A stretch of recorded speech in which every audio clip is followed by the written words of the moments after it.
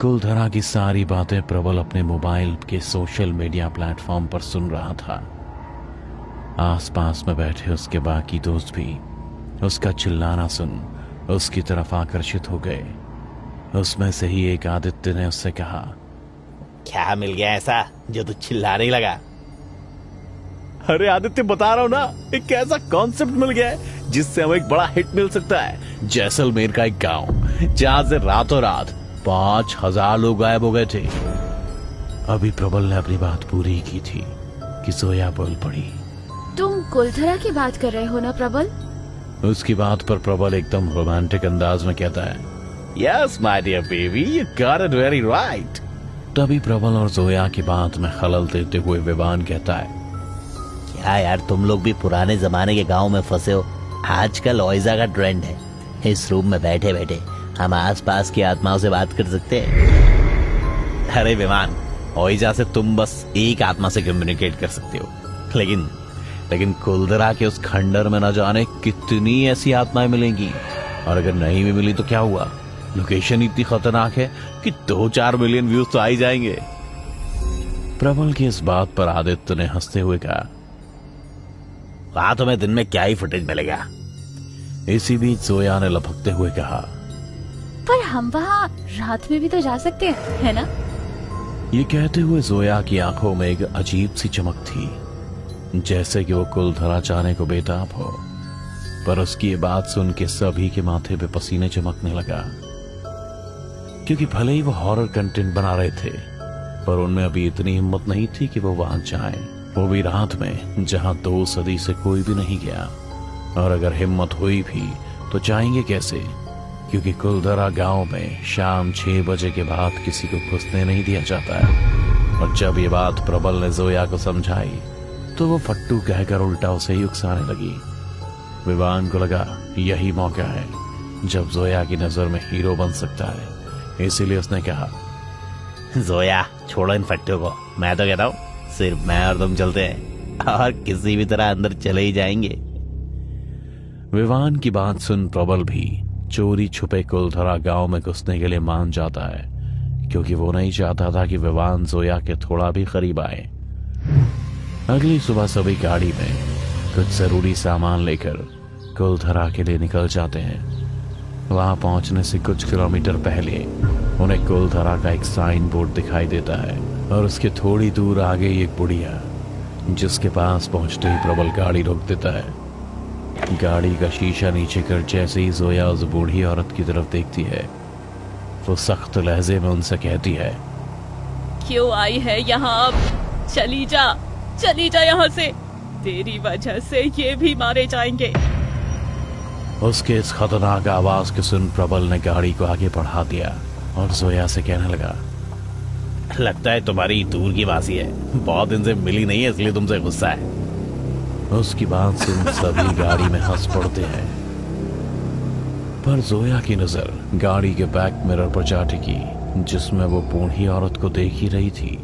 पर देखते ही देखते काले धुएं में वो बूढ़ी औरत गायब हो जाती है।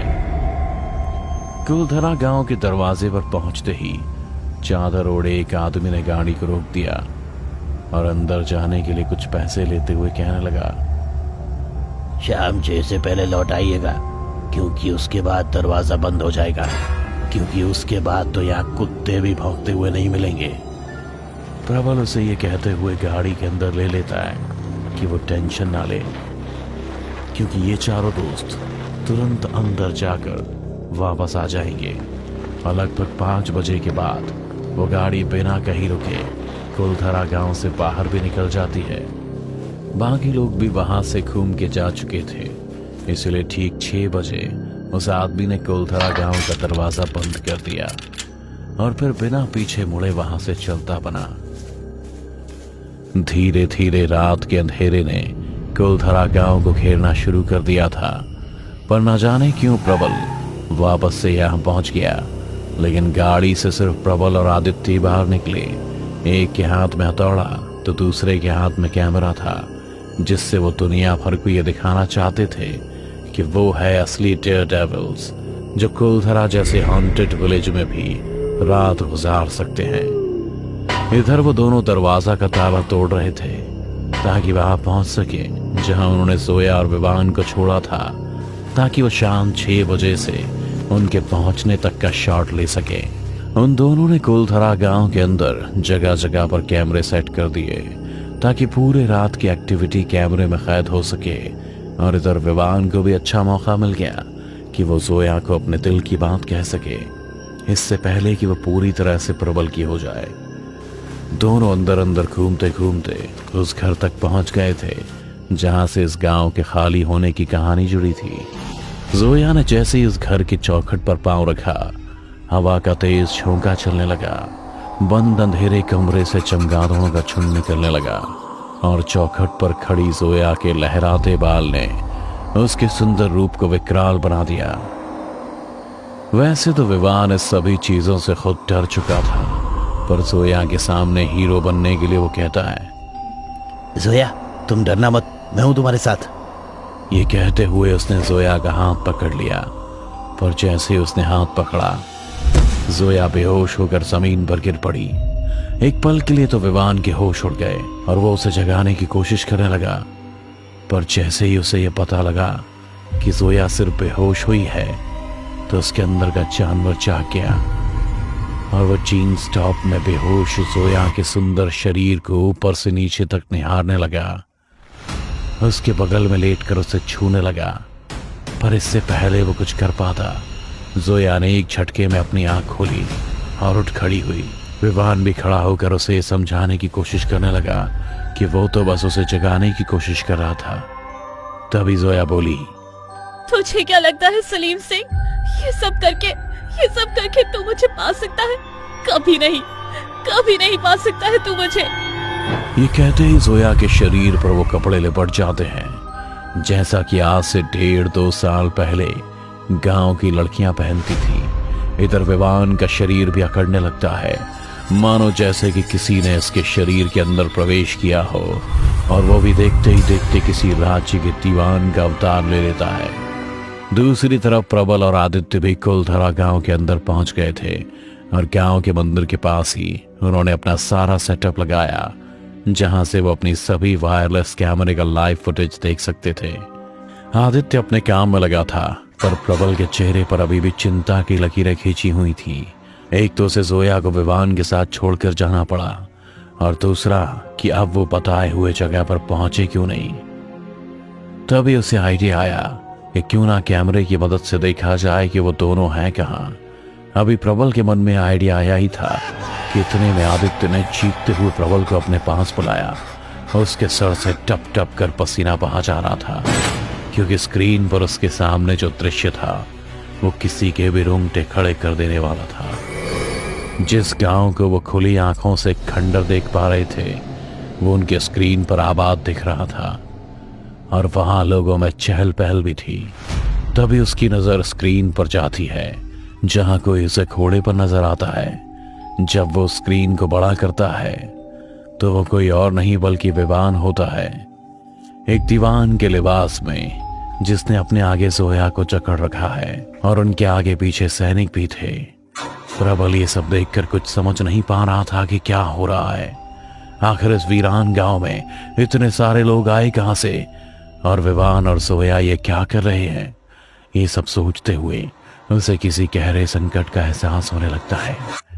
तभी उसका ध्यान उस स्क्रीन से निकलने वाली आवाज पर जाता है, जहां सलीम सिंह के रूप में विवान कहता है, कुलधरावासी, भले ये आपका गांव है, पर मैं हूं आपका दीवान सलीम सिंह, जिसकी यहाँ हुकूमत चलती है, इसलिए मेरी सेवा करना आपका धर्म है। और ये लड़की जो इस वक्त मेरे शिकंजे में है, उसे अपना अपराधी समझने की भूल ना करे, क्योंकि इनका अपराधी तो मैं हूं, जो इनके रूप और यौवन को देख दूर नहीं रह पा रहा। पर मैं इन्हें सख्ती से नहीं बल्कि प्यार से अपने पास रखना चाहता हूँ, इसलिए इनसे शादी करना चाहता हूँ। और अगर किसी ने आपत्ति जताई तो मैं उनके विरोध में और उसे भी अपनी इस तलवार से समाप्त कर दूंगा। इतना कहते ही विवान ने जोया को नीचे गिराते हुए कहा, आज इसे छोड़ जा रहा हूं, लेकिन फिर वापस आऊंगा। तब तक अपनी सहमति बना ले, नहीं तो इस पूरे गांव को हम अधीन ले लेंगे और आप हमारी बंदी। इससे अच्छा यही होगा कि इसे दुल्हन के जोड़े में तैयार रखे। इतना कहते ही विवान के शरीर में बसा वो दीवान अपने दल बल के साथ वहां से धमकी देकर निकल जाता है। इधर जैसे ही प्रबल की नजर स्क्रीन से ऊपर उठी तो भयानक रूप में अचानक से वही बूढ़ी औरत उसके सामने आ गई जो उसे रास्ते में मिली थी। उसे देखते ही उनकी सिट्टी पिट्टी गुल हो गई और वो उल्टे पांव वहां से भागने लगे। पर तभी आसपास के बहुत सारे खून से लथपथ लोग उनकी तरफ बढ़ने लगे जैसे कि वो कोई ज़ॉम्बी हो और उनके ही खून के प्यासे हो। उन लोगों को आसपास से अपनी तरफ बढ़ता देख वो ऐसे घबराए कि आपस में ही टकरा कर वहां गिर गए। अब उनके अंदर इतनी भी हिम्मत नहीं बची थी कि वो उठकर खड़े हो सके। पर तभी वो बूढ़ी औरत उनकी तरफ आई और अपनी छड़ी को ऐसे घुमाया कि ज़ॉम्बी की तरह दिखने वाले वो सारे लोग किसी और दिशा में ही चले गए। तभी उस बुढ़िया ने भयानक आवाज निकालते हुए इससे कहा, मना किया था ना यहाँ आने से, लौट जाने को कहा था ना, पर मेरी एक भी नहीं मानी तुम लोगों ने। उसकी बात सुनकर प्रबल का विश्वास हो गया कि अब वही है जो उसे यहाँ से बचा कर निकाल सकती है। इसीलिए वो उसके सामने गिड़गिड़ा कर पूछने लगा कि ये सब क्या हो रहा है और हम कैसे बचें। तभी बुढ़िया ने कहा, बच्चे, यहाँ ये सब पिछले 2 सालों से चलता आ रहा है और यहाँ अंधेरे के बाद रुककर तुम इस सब का हिस्सा बन गए हो। जहाँ तक बात रही यहाँ से बच निकलने की, तो उस लड़की के कारण ही तुम सब यहाँ फंसे हो और अब वही तुम्हें यहाँ से बचा सकती है। उस लड़की को सलीम सिंह से बचाने के लिए आज रात फिर सभी गांव छोड़ यहाँ से निकलेंगे। उन्हीं के साथ बाहर निकल जाओ, नहीं तो सलीम सिंह तुम्हें छोड़ेगा नहीं। और ध्यान रहे कि भीड़ के साथ तुम बाहर निकलोगे, उन्हें भी पता नहीं चलना चाहिए कि तुम उनसे अलग हो। इस बुढ़िया की बात खत्म होते ही प्रबल स्क्रीन पर देखने लगा कि अभी वो आखिर है कहाँ। और जब उन्हें पता चला कि वो कहाँ है तो उन्होंने गांव वालों का भेष ले लिया और उनके भीड़ में शामिल हो गए और उन्हीं के साथ चलने लगे। भीड़ को चीरते हुए प्रबल अब जोया के काफी करीब पहुंच गया था। तभी उसने देखा कि जोया की आंखों में आंसू है और चेहरे पर शर्मिंदगी भी, जैसे कि उसकी वजह से ही इस पूरे गांव को अपना सब कुछ छोड़कर जाना पड़ रहा है। तभी प्रबल को भीड़ से हलचल की आवाज सुनाई दी। वहां पहुंचकर उसने देखा कि आदित्य के हाथ में मोबाइल था और इस अजीब चीज को देख गांव वालों को यह पता लग गया कि वो कोई बहरूपिया है या सलीम सिंह का कोई जासूस। इसीलिए उस भूतिया गांव वाले ने एक एक करके उसको मारना शुरू कर दिया। इससे पहले कि प्रबल कुछ कर पाता, आदित्य ने खुद की जान ले ली ताकि प्रबल किसी की नजर में ना आए। दोस्त को मरता देख प्रबल टूटने लगा था, पर गांव वालों को आगे बढ़ता देख उसने अपनी भावना को समेटते हुए एक नजर अपने दोस्त को देखा और गांव वालों के साथ उसी सुरंग में घुस गया जो इस गांव से बाहर निकलने का रास्ता था। एक एक करके सभी उस सुरंग से बाहर निकलने लगे और सभी की जुबान पर एक ही श्राप था कि जिस मिट्टी को उन्हें छोड़कर जाना पड़ रहा है वहां फिर कोई और नहीं बस पाएगा। इधर सुरंग के बाहर तो सभी निकल रहे थे, पर असल में सिर्फ प्रबल और जोया ही बाहर निकल पाए थे। जोया के बाहर निकलते ही वो आत्मा उसके अंदर से निकल गई और वो बेहोश हो गई और प्रबल उसे संभालने लगा। तभी उसकी नजर उस सुरंग पर गई जो लोहे की सरिये से बंद थी। प्रबल ने जैसे तैसे जोया को संभाला और वहां से निकलने लगा। उसके मन में दुख था कि वह आदित्य को नहीं बचा सका, पर उसने विवान को बचाने की एक भी कोशिश इसलिए नहीं की क्योंकि उसने वो सब भी देख लिया था जो वो बेहोशी की हालत में जोया के साथ करना चाह रहा था। जाते जाते उसने एक नजर पीछे देखा जहां से वो बूढ़ी औरत दिखी जिसने उसे कहा, अब कभी वापस लौट के मत आना कुलधरा।